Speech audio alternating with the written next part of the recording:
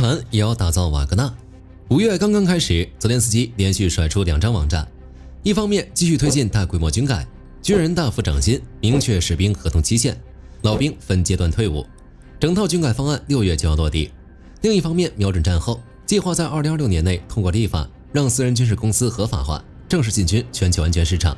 反观莫斯科，为了保住一场缩水版的红场阅兵，不惜从全国抽调防空系统，把首都围成铁桶，结果其他地方的天空就成了筛子。乌克兰打算怎么搞自己的私人军事公司？这一举动又会对全球安全市场带来怎样的冲击？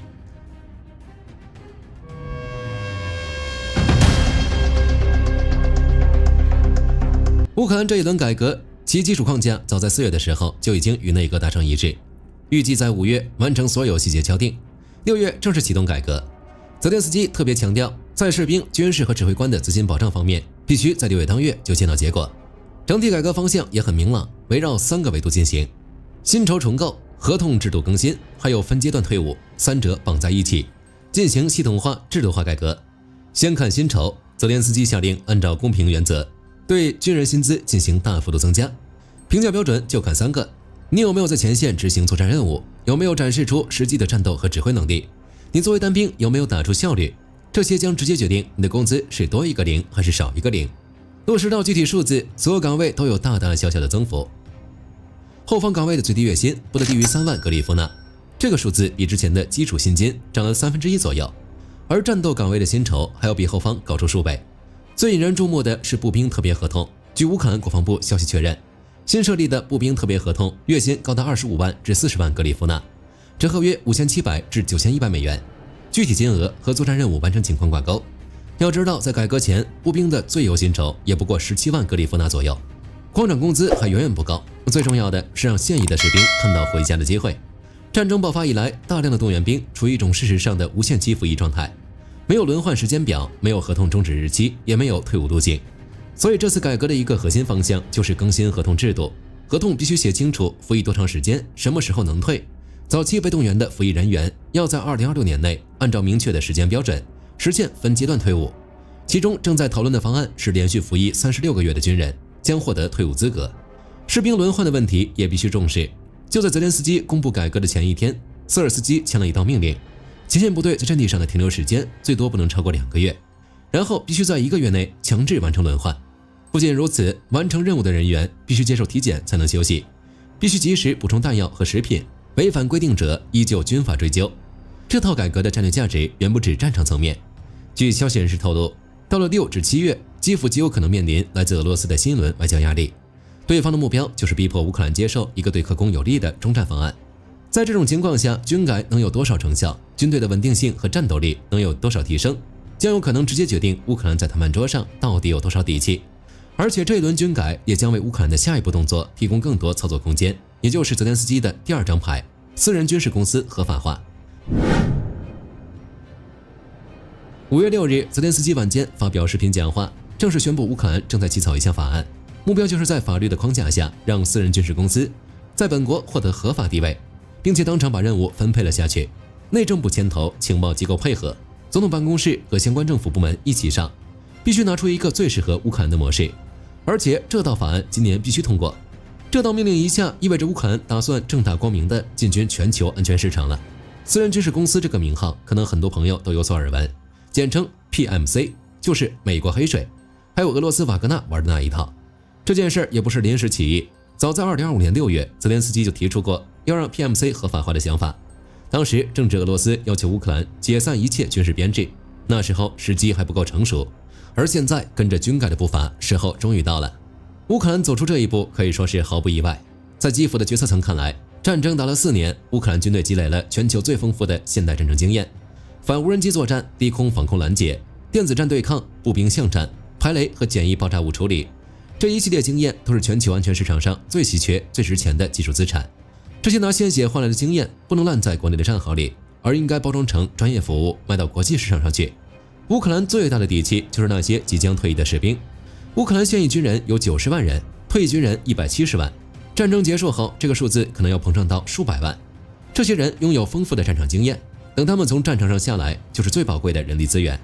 然而长期以来，由于乌克兰国内缺乏 PMC 的相关法律条文，一些退伍军人要么回归普通生活，浪费了一身经验，要么为了养家糊口，需要冒着巨大的法律风险，以非法身份去海外从事安保合同。如果政府不给他们一个合法出路，这些就是隐患。所以，与其等战争结束之后几百万人集体退役，然后集体失业，集体面临社会融合困境，不如趁现在就把制度框架搭好，让 PMC 这个新兴行业成为退伍军人从战场到职场的缓冲平台。这样一来，既能安置好退伍军人，还能约束好这些人，而且还可以出口创汇，进一步打出乌克兰的国际名声，简直是一举多得。当然，这件事不可能没有争议，有人支持就有人反对。乌克兰国内有一些人不可避免地产生了担忧，如果监管不到位， PMC 的合法化可能会带来巨大的安全风险。乌克兰内政部长克里缅科在随后的公开发言中进一步阐述了政府的核心设想。这套制度的关键词是透明且受控，目标是在完全符合乌克兰宪法的前提下，让乌克兰在全球安全市场中找到自己的位置。法案具体怎么设计，目前还没有准确消息，但其中最重要的点毫无疑问就是 PMC 一旦合法化，谁来管？那怎么管？中间的尺度怎么把握？要找出这些答案，最好的办法就是看一看全球范围内私人军事公司的各种实践，哪些模式值得借鉴。其中最典型的反面教材，也是最需要乌克兰引以为戒的，毫无疑问就是俄罗斯的瓦格纳。瓦格纳这个名字早就跟失控2个字绑定了，他们的原始商业模式极其丑陋，去非洲替军政府当打手，换来各种矿产的独家开采权，整个体系运转的核心驱动就是经济利益。甚至为了让瓦格纳能在乌克兰和非洲战场上替俄军干脏活，莫斯科几乎给了他们无限的行动自由。然后好戏来了，瓦格纳老大普里戈金带着精锐部队发动兵变，一路从罗斯托夫向莫斯科推进，冲到了距离莫斯科不到200公里的位置。最扎心的是，这把刀还是普京自己养出来的。随后的事大家都知道，普里戈金死于一场空难，瓦格纳群龙无首，彻底暴露了这个组织的致命缺陷。他的命脉完全系在一个寡头和克宫的私人关系上。一旦那根线断了，整个组织就成了没头的苍蝇，克宫当然要补救。所以俄罗斯国防部借此机会开始全面收编瓦格纳，甚至把失控的私兵重新拽回国家控制体系。于是瓦格纳摇身一变，改名叫非洲军团。但这个收编的过程并没有莫斯科想象中那么顺利，在多个国家，非洲军团与瓦格纳残部之间存在严重内讧，交接混乱，只会打架。更关键的是，失去了普里戈金那种野路子驱动之后，非洲军团打仗的效率断崖式下滑。到了4月，更是在马里打出了一场大溃败，跟在乌克兰战场上的溃败简直是一脉相承，让人不得不怀疑这是军团的可靠性。可以说，瓦格纳用最极端的方式证明了一个道理：不受国家有效监管的私人武装就是不定时炸弹，还是国家信用的消耗品。乌克兰显然看得很清楚，所以才要强调透明受控，而且绝对不能让 PMC 盲目跟随公司决策，否则很容易像瓦格纳一样，普里戈金一带头，手下的人跟着就上，国家的取约束相当有限。归根结底，还是要建立必要的监管制度，同时还要避免让商业利益凌驾于国家军事目标之上，从根本上掐断反噬的风险，而不是等到出了事再去擦屁股。除此之外，还不得不提美国的黑水。黑水创始人埃里克·普林斯是前海豹突击队成员，1997年成立公司，到2016年就成为年培训超过4万人的庞然大物。黑水模式的核心逻辑非常清晰，如果政府有军事需求，正规军不能出面，那就外包给专业公司。伊拉克战争期间，在战区持枪的美国人里，每4个就有1个是私人承包商，这个比例足以说明 PMC 在美国军事体系里的地位。然后这家公司由于各种原因，历经多次品牌更迭，最终并入康斯泰里斯集团，被完整的吞进了一个受到严格法律与合同条款制约的体系里。现如今，所有承接美国海外安全合同的公司都必须接受国会监督，每次开枪、任务交接都有记录。美国用时间证明了一件事：只要能建立起足够强大的法律监督， PMC 就能从不定时炸弹变成保护国家利益的灵活工具。再说欧洲，欧盟对 PMC 的态度向来是2个字：克制。他们对 PMC 的定位就是在任何情况下，私人军事安保公司都只能作为补充性工具，负责后勤、训练还有技术维护这些辅助活，核心战斗任务必须由正规军自己扛。私人军事公司必须遵守最低限度的问责标准、人员筛查和违规报告制度，明确划出红线，凡是只由军队干的活，私人公司不许碰。欧盟这条路最值得乌克兰借鉴的，还是融入国际法规体系。2026年2月4日，欧盟委员会正式宣布参与并支持蒙特勒文件，成为第4个加入该文件的国际组织。这份文件本身不具备法律约束力，但它把签约国、领土国和母国的法律责任梳理得明明白白，是目前全球关于 PMSC 运作最成体系的一套规范。目前全球已有60多个国家签署了蒙特勒文件，配套的国际私人保安服务供应商行为准则，以及2013年成立的 ICOCA 协会，更是为整个行业提供了一套默认的外部审计规范。对乌克兰来说，这就是现成的说明书，只要立法框架跟蒙特勒文件的要求对齐，公司运营嵌入 ICOCA 的外部监督，那么乌克兰的 PMC 一出生就自带合规基因，可以拿到全球市场的入场券。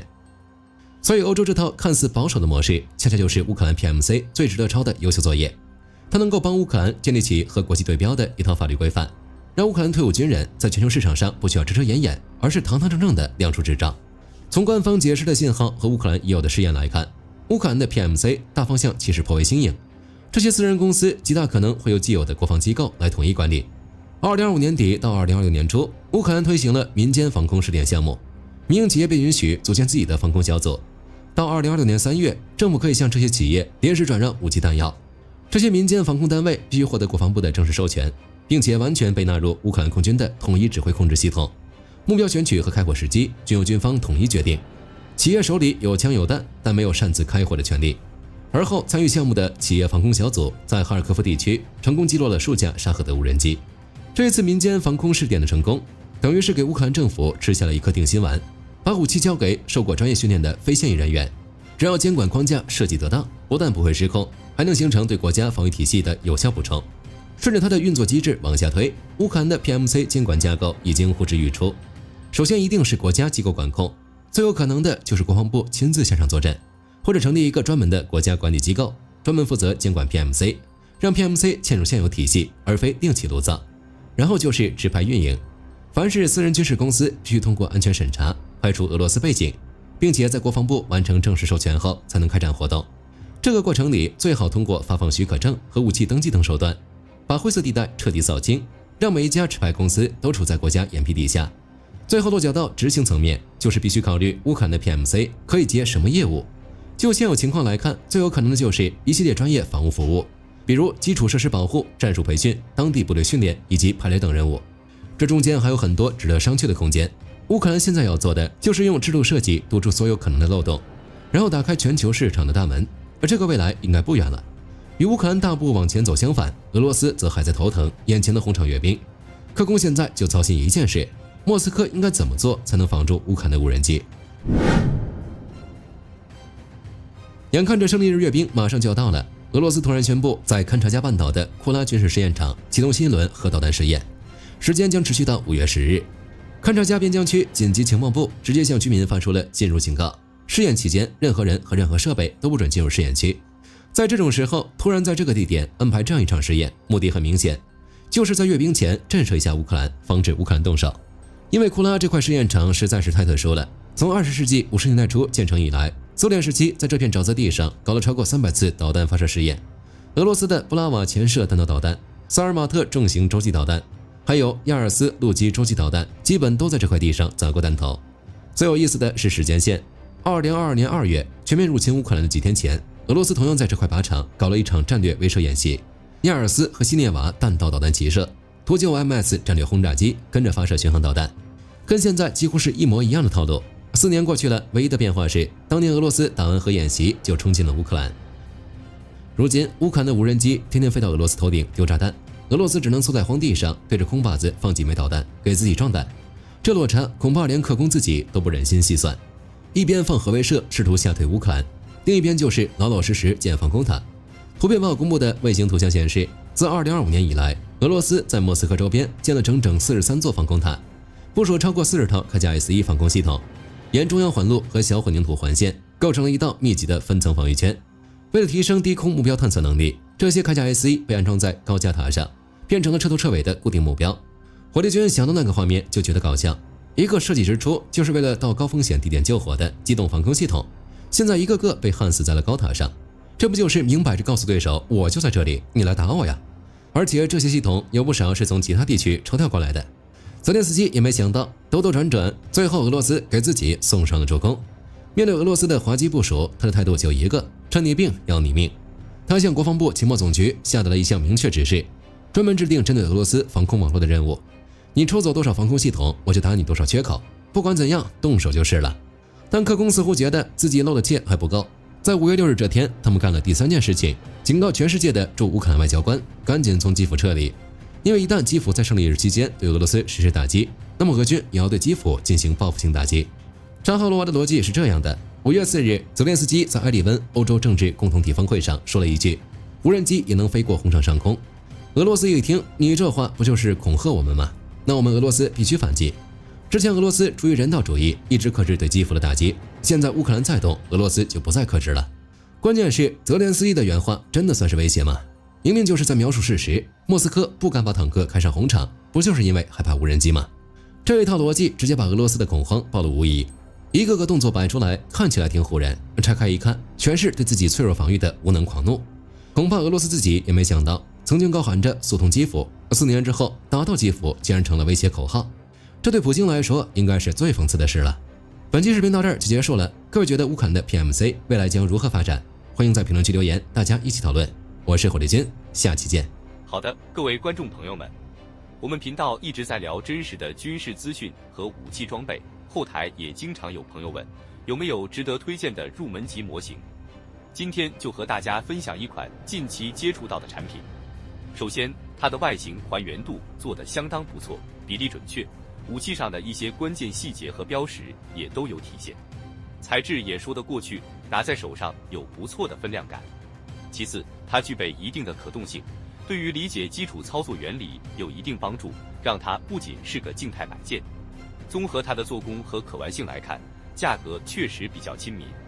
对于想入门模型收藏，或者单纯想在桌上贴一个摆件的朋友来说，是一个性价比很高的选择。商品链接已经给你们上了，感兴趣的朋友可以自行了解。